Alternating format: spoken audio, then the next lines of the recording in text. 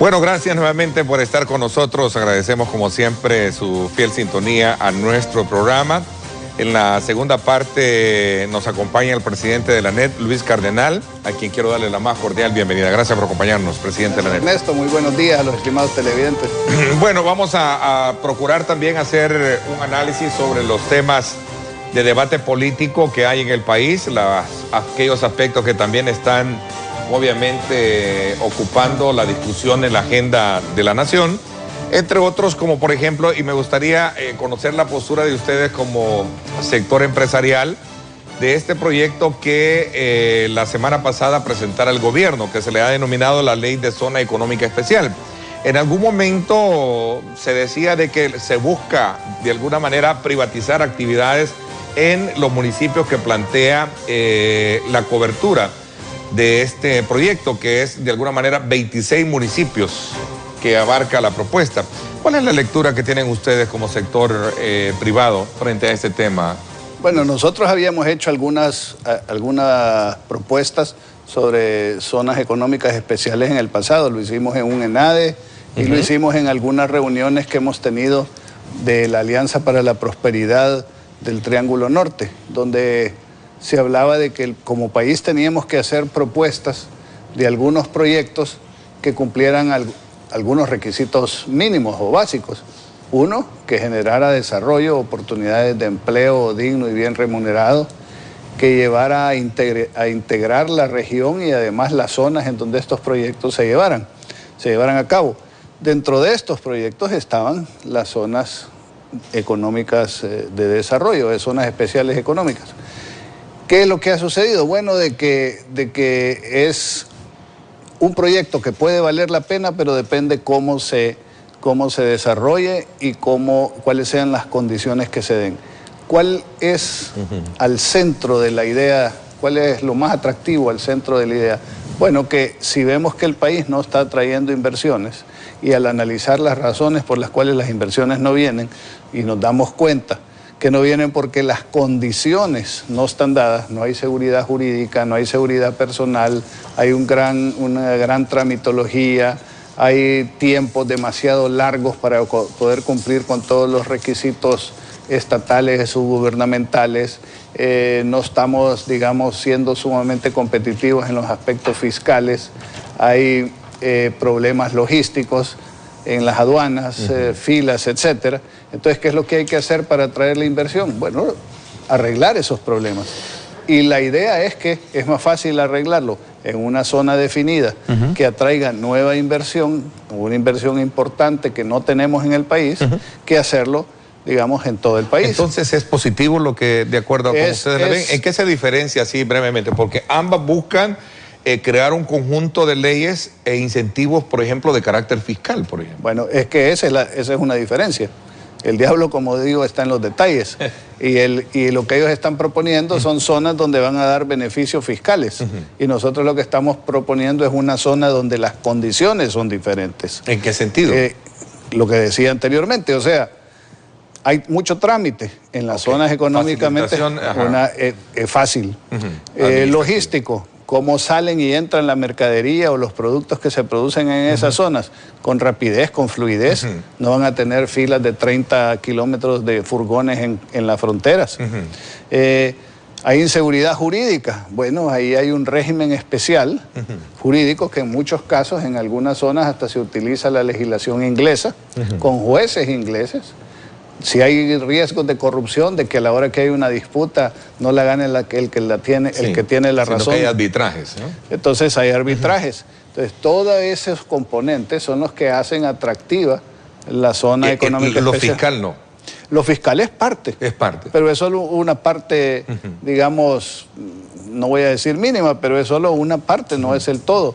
Entonces, si lo que se piensa hacer es que en ciertos municipios la parte fiscal va a ser la diferencia, y si aquí pagamos el 30% de renta, ya se va a pagar el 15%, entonces creo que algunas empresas no se va a traer nueva inversión, sino que eso no es coherente con la realidad fiscal del país o la digamos, la ruta de vuelo que debe de tener en materia de atraer inversiones. Entonces, Ernesto, lo que estamos diciendo nosotros es que lo que hay que hacer es atraer nuevas y más grandes inversiones. ¿Y esto no es así? Lo que va a hacer esto es, yo no creo que nueva inversión, si no se arregla el problema de la tramitología, si no se arregla el problema de la seguridad jurídica y de la seguridad personal, si todavía al llegar allá una empresa sigue siendo extorsionada, renteada, sus trabajadores son perseguidos por las pandillas, si tenemos todo ese tipo de problemas, lo que va a suceder es que nuevas inversiones no van a venir.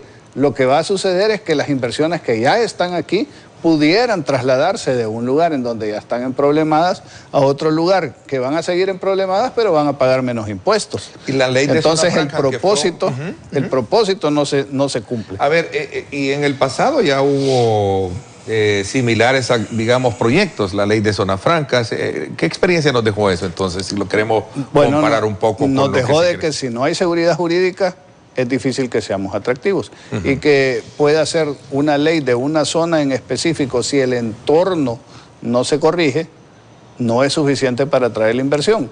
¿A qué me refiero con esto? Bueno, en la ley de zonas francas se firmó un contrato en que había ciertas condiciones que supuestamente no iban a cambiar, y cuando aumentaron inconsultamente los impuestos, le aumentaron los impuestos a la zona franca, les cambiaron el contrato que habían firmado. Y hay otras zonas francas que ofrecen más y mejores beneficios sin tener los problemas nacionales que tiene El Salvador. Y por eso, en esas zonas francas es a donde se va la gente. Y tenemos crecimientos, digamos, en zonas francas, o tenían en Nicaragua, en Honduras. Ahora Nicaragua está en problemada y quizás eso abre nuevas oportunidades para el país. Pero digamos, no se puede creer de que un problema complejo con muchos ángulos que hay que resolver, tengamos nosotros la solución por decir que se van a bajar los impuestos en ciertos lugares.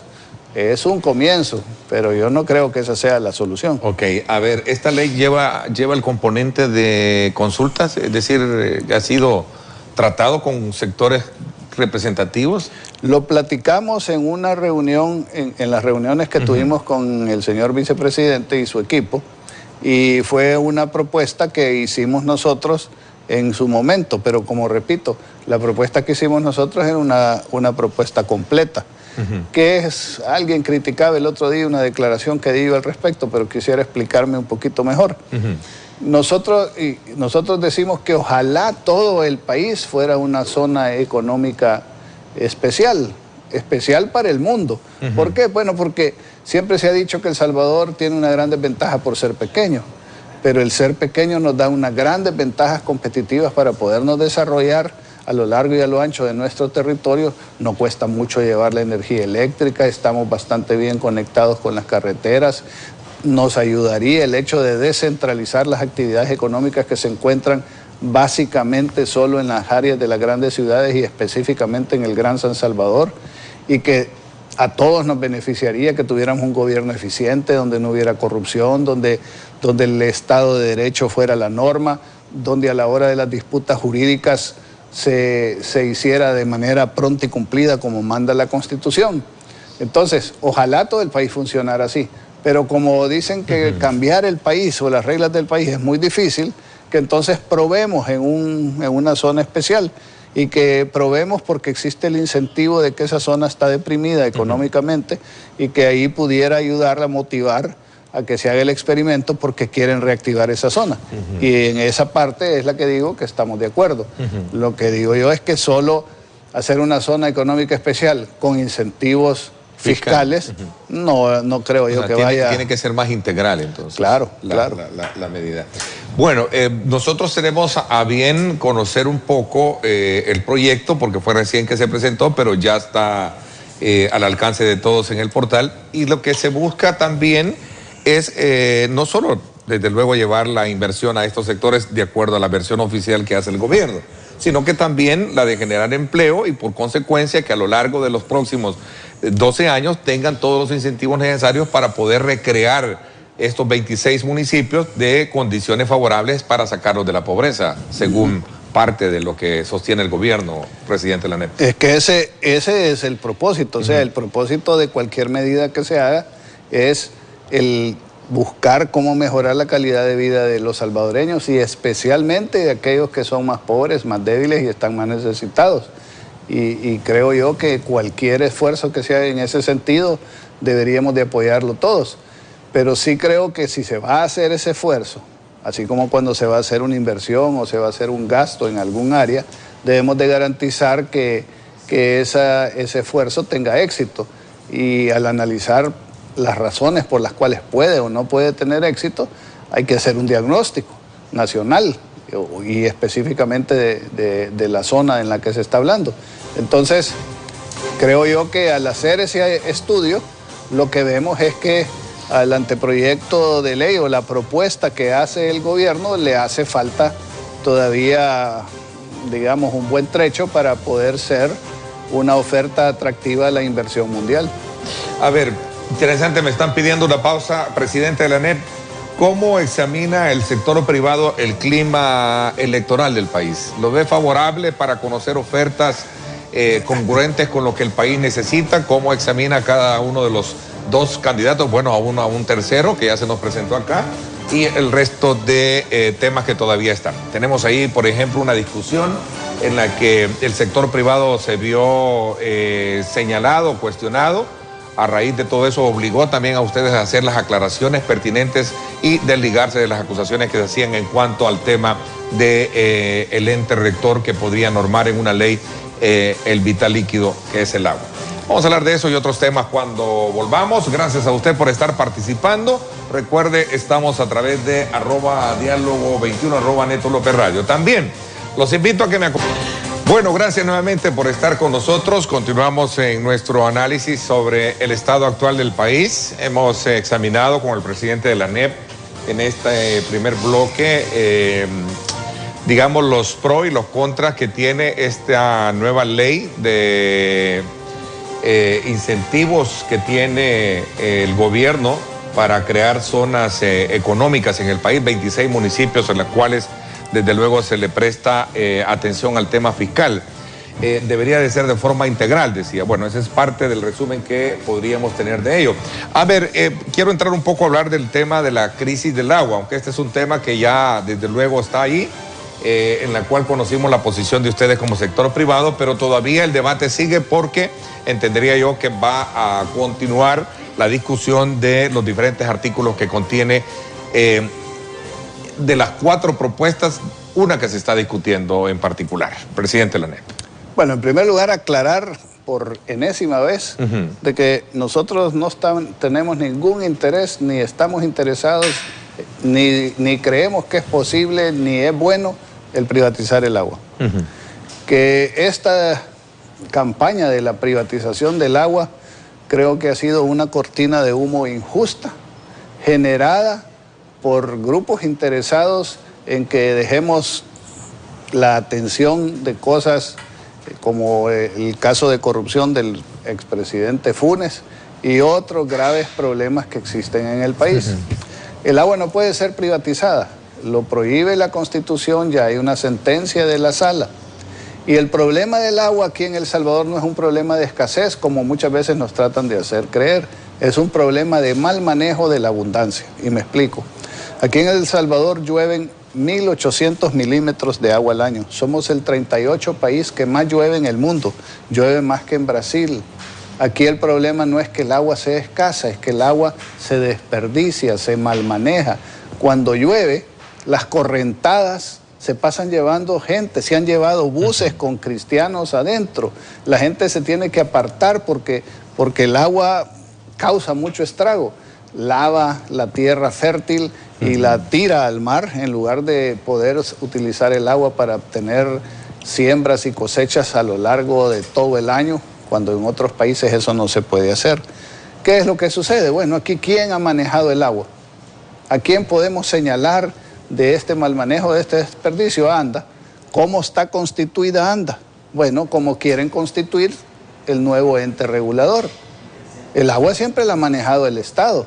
Y como ANDA no presta un buen servicio, entonces han surgido algunas nuevas entidades como las alcaldías o como los ADESCOS que empiezan a manejar el agua. Y para eso se requiere la ley, para que haya una buena coordinación.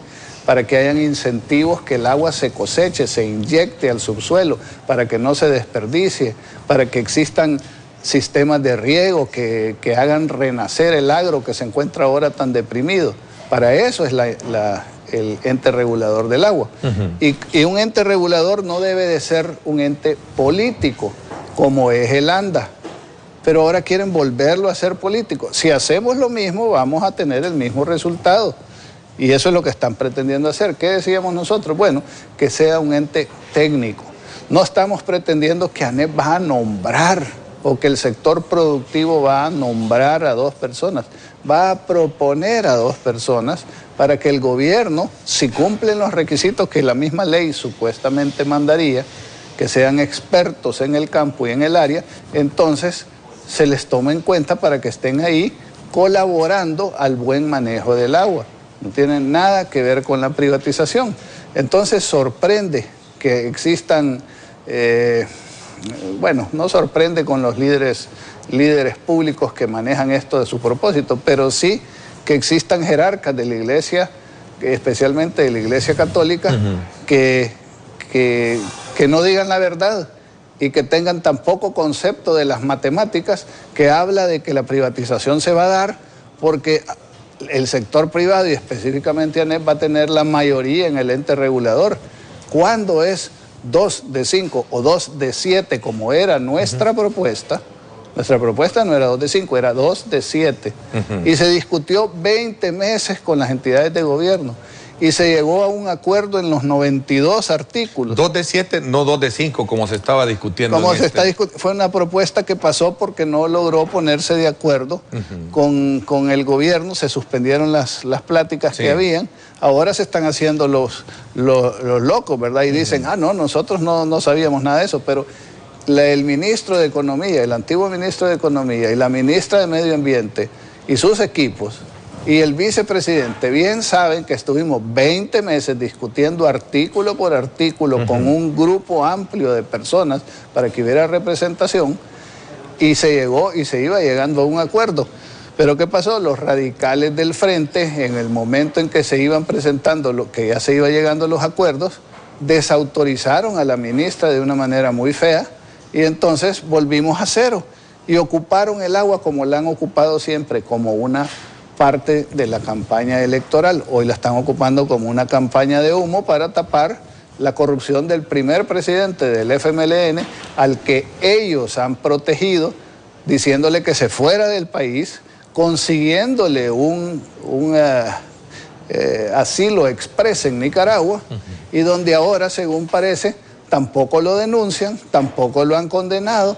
Están protegiendo a su gente porque quién sabe qué cosas les pueda saber o conocer, y entonces buscan desviar la atención, y como dicen, al chucho más seco se le pegan las pulgas, y quieren buscar la manera de la cual, al desviar esa atención, ANEP resulta la premiada por tratar de proponer cosas que le sirvan al desarrollo del país. No estamos imponiendo, no estamos exigiendo, estamos diciendo hagámoslo bien, que no sea político, que sea técnico y que sea democrático, que aquellos que más pueden aportar o que están involucrados en esta problemática, pues tengan algún grado de participación.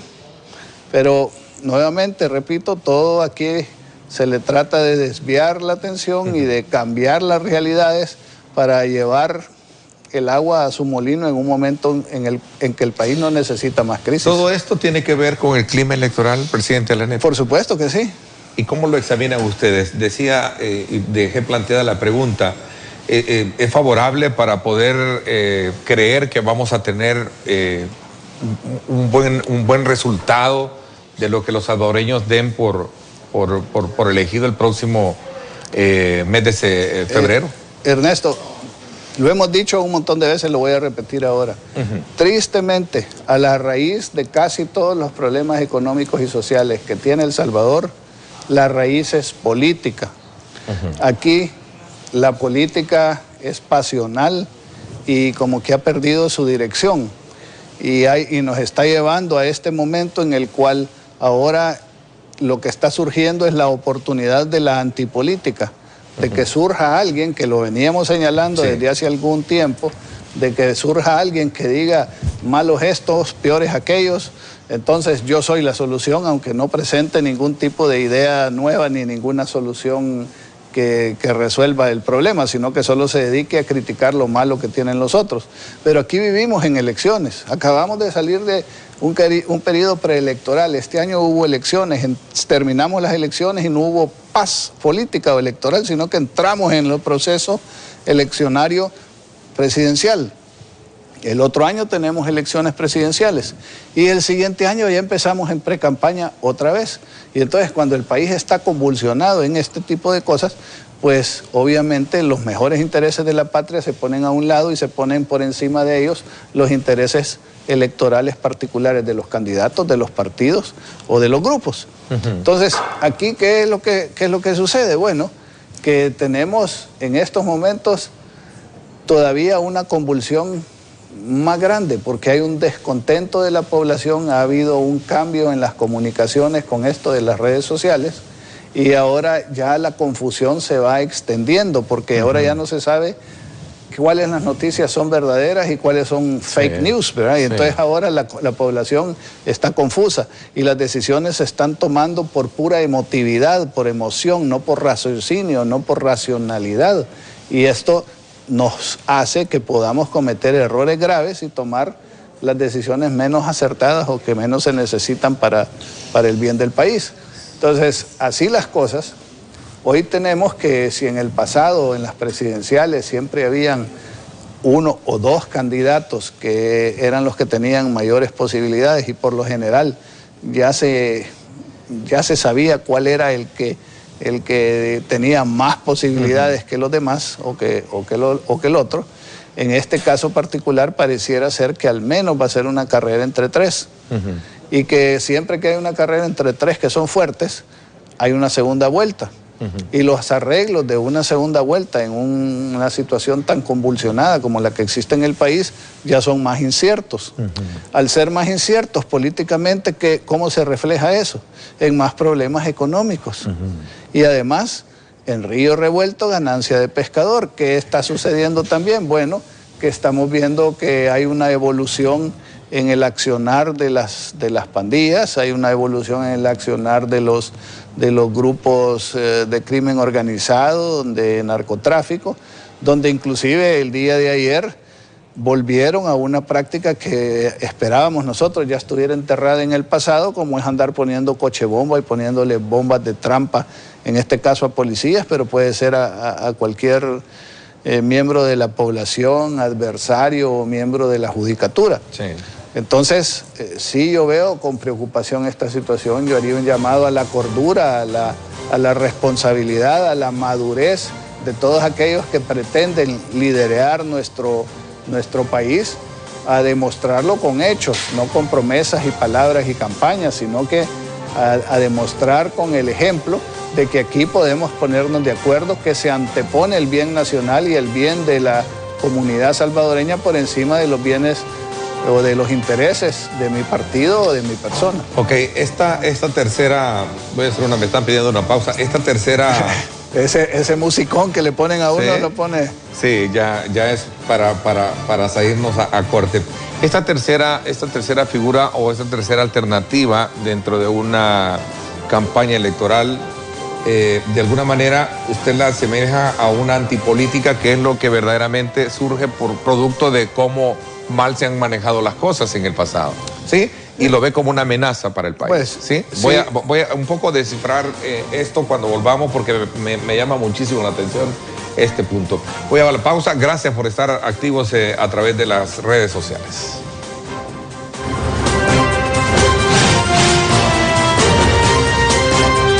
Diálogo con Ernesto López. Máxima calidad al mejor precio, con nuestras marcas exclusivas que le dan mayor valor por su dinero. De venta solo en Galvaniza, número 1 en hierro y techos. A nuestros presentadores los atiende Vidals, parte de tu vida. Con nuestras manos acariciamos, trabajamos y exploramos momentos felices que dejan bacterias. Desinfecta tus manos con Manitas Limpias, gel antibacterial que elimina el 99% de los gérmenes. Manitas Limpias con vitamina E. Humecta tu piel con ricos aromas a manzana verde y frutas tropicales. Manitas limpias y sin bacterias en todo momento. Laboratorios Suizos, innovando con excelencia. El futuro es imaginar, es pensar en grande. Prepárate hoy. Estudia en la UFG y amplía tus oportunidades. UFG, tecnología, innovación y calidad. Bueno, gracias nuevamente por estar con nosotros. La antipolítica es una amenaza para el país más que digamos, como un agente redentor de lo que cualquier sociedad democrática puede tener. Es como la medicina. Una medicina puede ser buena para curar una enfermedad, o puede ser mala cuando uno la malutiliza o la abusa. El hecho de señalar los errores que se han cometido en la política, por los partidos políticos tradicionales durante la historia y todo, yo creo que es bueno. Yo creo que es algo que obliga a la reflexión y a la corrección y a decir, miren, esto que hicimos en el pasado ya no lo vamos a hacer en el futuro. Aprendí, entendí y ahora voy a corregir. Pero ¿qué es lo que sucede? Que ahora estamos viendo una antipolítica crítica que señala y señala y señala los errores, pero no propone ningún tipo de solución concreta. Y eso es fácil, pues, o sea, destruir y criticar es fácil. Lo que es difícil es construir y proponer. Nos estamos refiriendo directamente al caso del exalcalde Nayib Bukele. Pues yo creo que si le queda la camisa, que se la ponga. Se lamenta, se queja de que está siendo obstruido por el sistema. ¿Qué piensan? Yo creo que si cumple con la ley, que lo dejen participar, porque aquí que la población elija. Pero el asunto es que las cosas no son tan sencillas. Él quisiera participar a Wilson, como dicen, sin cumplir los requisitos y la ley que se le aplican a los otros. Pero yo, como soy diferente, o como yo no soy de ellos, a pesar de haber estado en uno de los partidos políticos y haber ganado 2 posiciones públicas como candidato y miembro de un partido político, hoy de repente pareciera querer ser inmaculado, ¿verdad? Y entonces decir, no, bueno, lo que se le aplica en la ley a ellos, que todos los demás tengan que cumplir con estos requisitos, que si los requisitos son engorrosos, que si deberían de ser más flexibles, etcétera, esa es otra discusión, puede ser que tenga razón, pero esos son los requisitos legales que existen, esa es la ley que existe para que todos los que quieran participar cumplan, entonces él la tiene que cumplir, las autoridades tienen que cumplir con su obligación y resolver en los tiempos que tenga que hacerlo. Pero si no cumple, si no hizo las cosas a tiempo, entonces no puede él quejarse de que no lo dejaron participar. No es eso. No cumplió con los requisitos para poder participar. No calificó para el Mundial o para las Olimpiadas, ¿verdad? Entonces ahí es donde uno ve la peligrosidad de algunas actitudes que ocupando su popularidad o su acceso que tiene a las redes sociales quiera imponer su posición por encima de los requisitos legales y por encima de lo que le ha tocado hacer al candidato que estuvo aquí. Dijamos... Josué Alvarado ya es el tercer candidato presidencial. Josué cumplió con los requisitos, siguió el proceso engorroso, hizo todo lo que tenía que hacer y entonces está participando. Entonces, ¿por qué Josué sí y por qué él no? No es correcto. Entonces, de ahí partimos a la siguiente cosa, que es, nuevamente, en una campaña política, la ciudadanía debería estar bien informada y debería hacer análisis con la cabeza, no con el hígado ni con el estómago, porque entonces las decisiones que se toman no van a ser las más acertadas. Ahí es donde hay que escuchar y obligar a los partidos políticos a que sean responsables al hacer sus promesas y a que cumplan sus promesas y que demuestren que van a cumplir con acciones concretas. O sea, ¿por qué hay tanto descontento con la política? Porque en todas las campañas, y ya hemos dicho, vivimos en campañas, aquí es a ver quién promete más, quién ofrece más, quién le levanta la ilusión a la gente ofreciéndole cosas que se sabe que no van a poder cumplir. ¿Y cómo no caer en esa artimaña? No es difícil porque ahorita estamos en el campo del populismo. Ahorita desde hace... ¿De qué lado? de todos los lados. ¿Y Arena con...? Arena también está cayendo en ese campo, como sucedió con las declaraciones que dio con respecto a nuestra participación en el ente regulatorio del agua. Que dijo, bueno, nosotros estamos de acuerdo que no debe haber participación del sector privado. Habían analizado la ley. ¿Qué estaban haciendo con eso? Dándole la razón a los que no tenían la razón en una mentira. Para no discutir, porque como vieron que la presión pública era, entonces no nos mantenemos firmes en la defensa de los principios que deberían de guiarnos, sino que sencillamente cedemos a la presión y nos metemos en el campo de ver quién le saca más raja política a una situación crítica que es tan importante para el desarrollo del país y para la gente.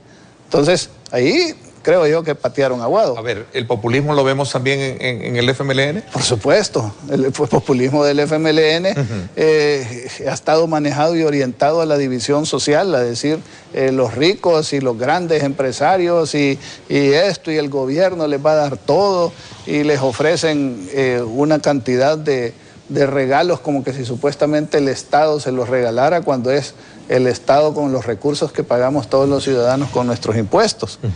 Y ahora tenemos al otro candidato que también pues no dice nada concreto de qué es lo que va a hacer, no se ven programas sólidos, no se conocen cuáles son las nuevas ideas, sino que sencillamente lo que se conoce son las críticas punzantes que le hacen a los errores que pueden haber cometido los otros partidos a lo largo de la historia.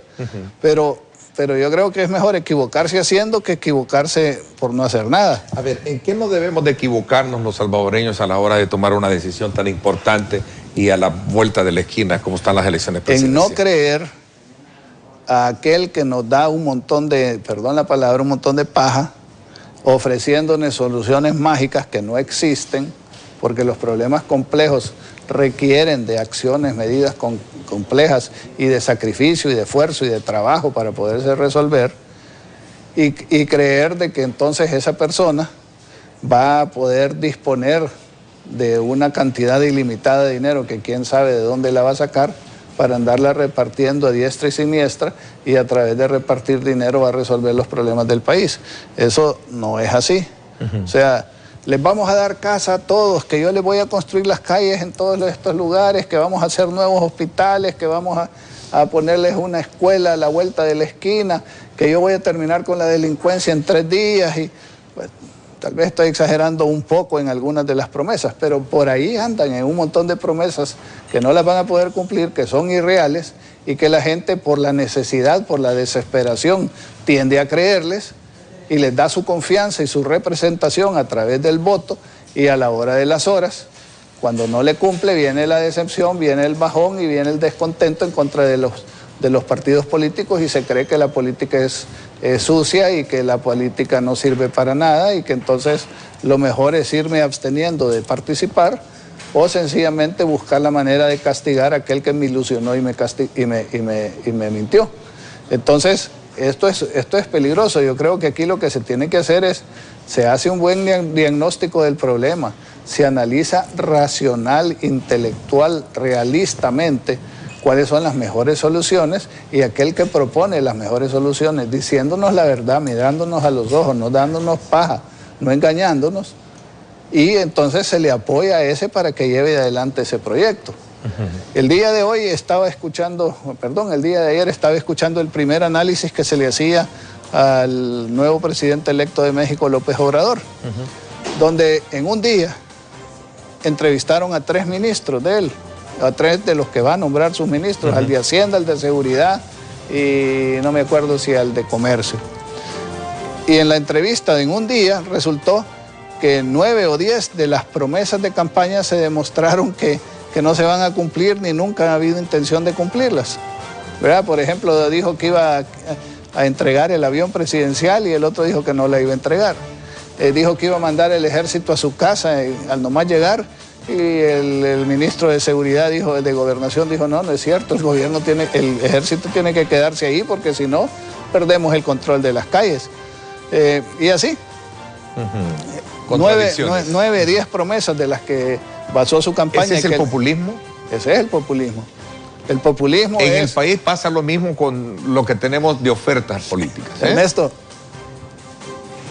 usted es una persona sumamente bien informada y analítica.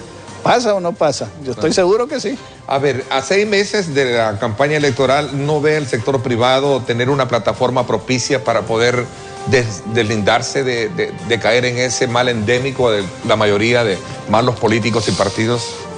Yo veo que la tendencia, la tentación es a caer en el populismo, a andarle ofreciendo a la gente de todo y a ver quién le ofrece más, porque si no le ofrezco más, entonces no voy a ganar, porque ahorita la gente se deja convencer con promesas. Entonces el llamado que yo hago a la población y a los ciudadanos es que seamos más analíticos, que no nos dejemos ir sencillamente por una promesa que suena bonito, que nosotros la desearíamos que les implementara, pero que a la hora que uno escarba un poquito sobre esa promesa y cómo es que la van a hacer una realidad, resulta de que esa promesa no se puede cumplir con la facilidad con que la están haciendo y que no existen o los recursos o las capacidades o los tiempos para poder cumplir lo que se promete. Presidente de la ANEP, le agradezco que me haya acompañado en esta segunda parte del programa y que hayamos tenido, casi en un breve resumen, la lectura que tienen sobre estos 3 temas importantes del país. Cómo desarrollar la economía, será esta una alternativa viable, la ley de zonas económicas presentada por el gobierno, el tema de las expectativas electorales y pues desde luego todo el aparataje electoral que estamos previstos a tener los salvadoreños. Le agradezco muchísimo que nos haya acompañado. Muchísimas gracias, Ernesto. Y yo solo quisiera dejar un mensaje final y es el hecho de que yo estoy convencido que El Salvador tiene solución y que la solución está basada en todo lo que podemos aportar los salvadoreños, porque es la mayor riqueza que tiene el país. Pero ocupemos nuestra capacidad analítica, o no nos dejemos llevar por las emociones y sí hagamos o tomemos las decisiones en base a realidades. Y en base a nuestra cabeza. Gracias nuevamente. Por mi parte, esto es todo por hoy. Los espero en radio. Pásenla bien y como siempre recuerden lo más importante, amar a Dios sobre todas las cosas.